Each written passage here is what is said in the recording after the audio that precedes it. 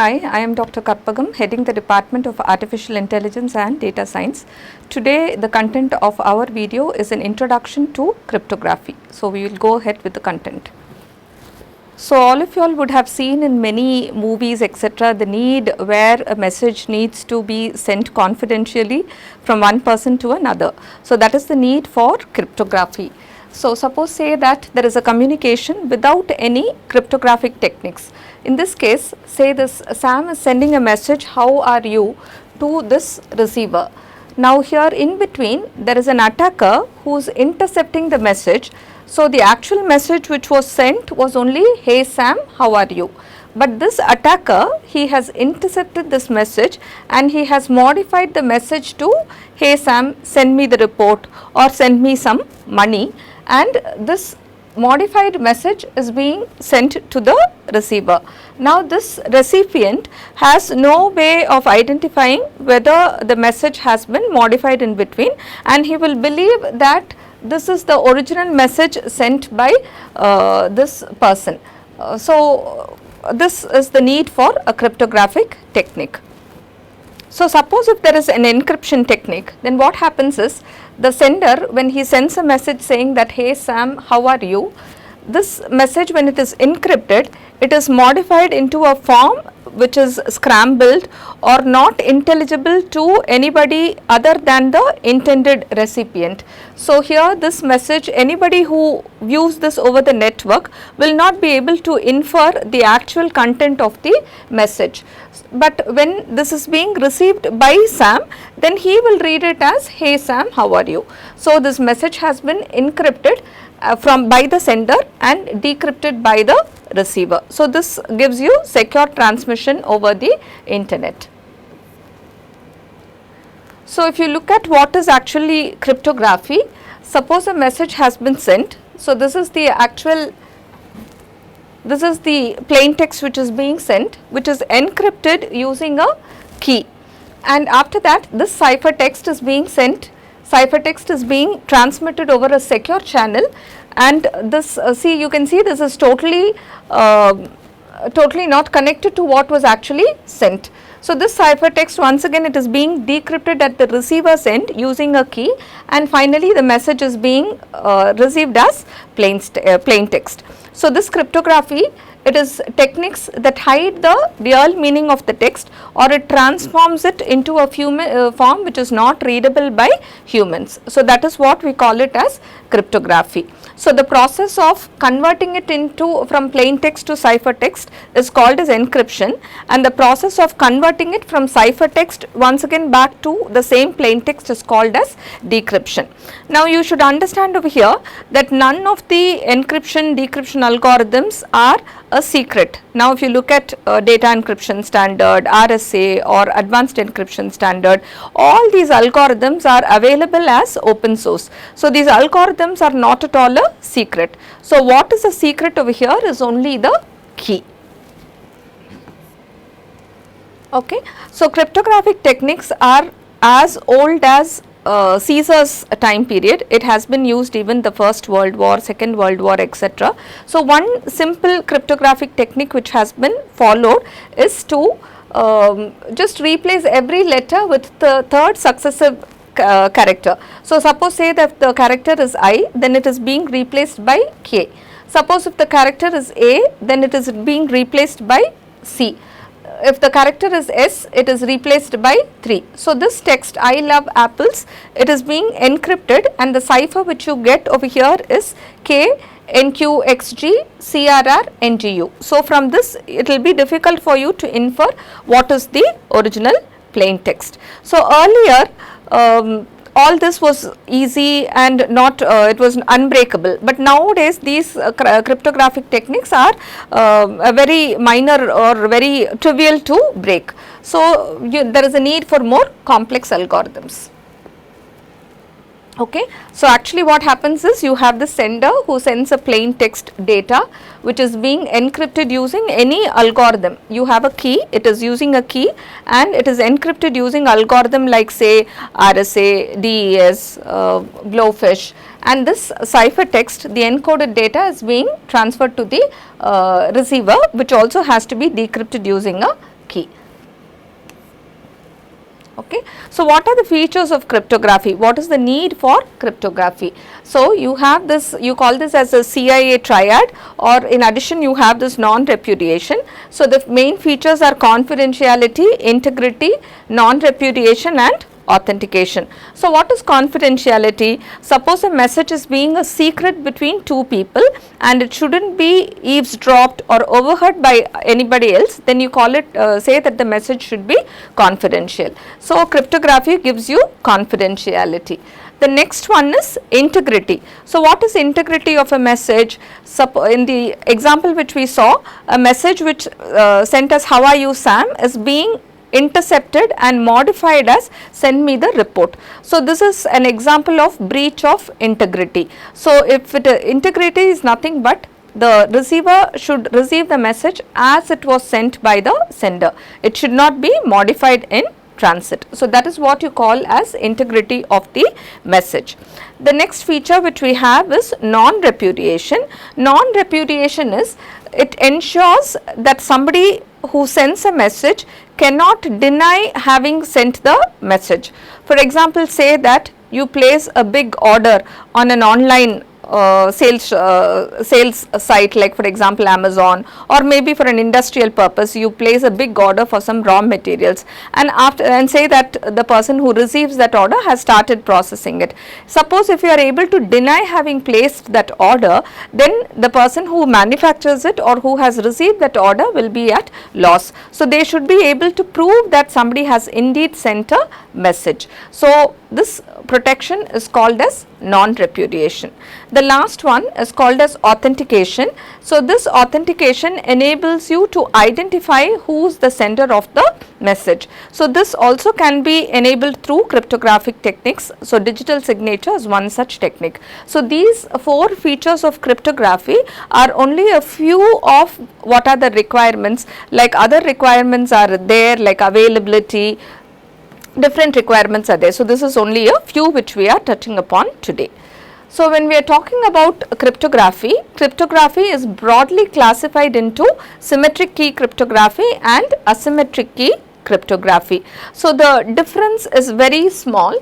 Suppose if it is symmetric key cryptography, then the sender and the receiver will be sharing the same key. If it is asymmetric key cryptography, then each user or each person on the network or each device on the network will be having one pair of keys, a public key and a private key. So, the key which is being used for encryption will be different from that which is used for decryption. So, that is the difference between symmetric encryption and asymmetric encryption or cryptography. Okay.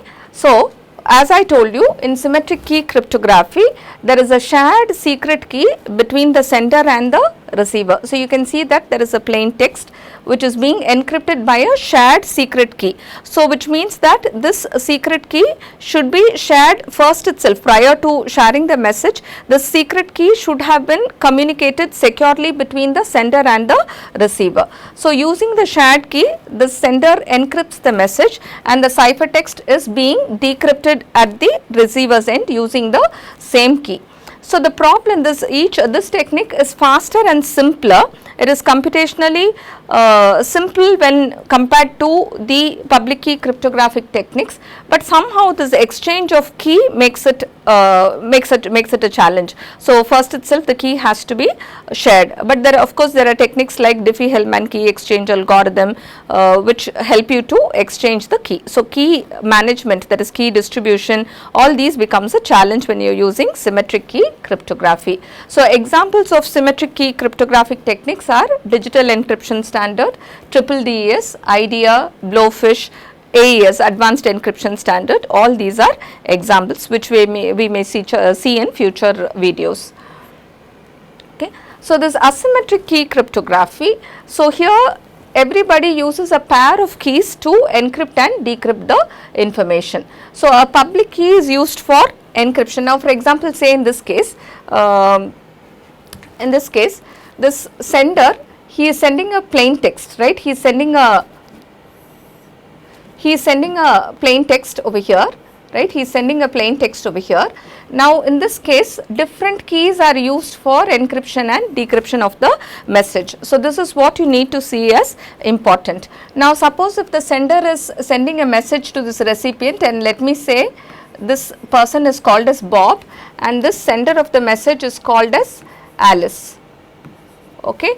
Now when Alice is sending a message to Bob, the message has to be encrypted using Bob's public key, right. So each one will have, Bob will have a private key which he keeps as a secret to himself, and he has a public key, sorry, this is private key, and he has a public key which will be shared to everyone. So everybody knows what is Bob's public key. So he has to access, Alice also has access to what is Bob's public key, but he does not know what is Bob's private key. So when Alice is sending a message to Bob, he encrypts the message using Bob's public key, but everybody else on the network cannot interpret what is the message because nobody else knows what is Bob's private key. So it is only Bob who will be able to decrypt the message and infer what is there in the message. Okay, so this makes the message a secret. So this will give you and at the receiver's end, how this message can be decrypted? It can be decrypted only using Bob's private key, which is known only to Bob.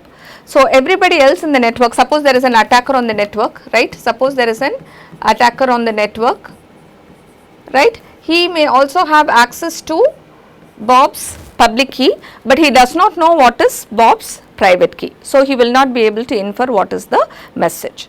So this helps to identify, this helps in giving confidentiality, but still this does not gives you authentication, right? It does not allow this Bob to verify whether only Alice sent this particular message. So to verify that Alice sent the message, then this message has to be once again encrypted by Alice's private key. Now Alice will also have his own private key and he will have his public key, right? He will have his public key. Now this public key is known to everybody.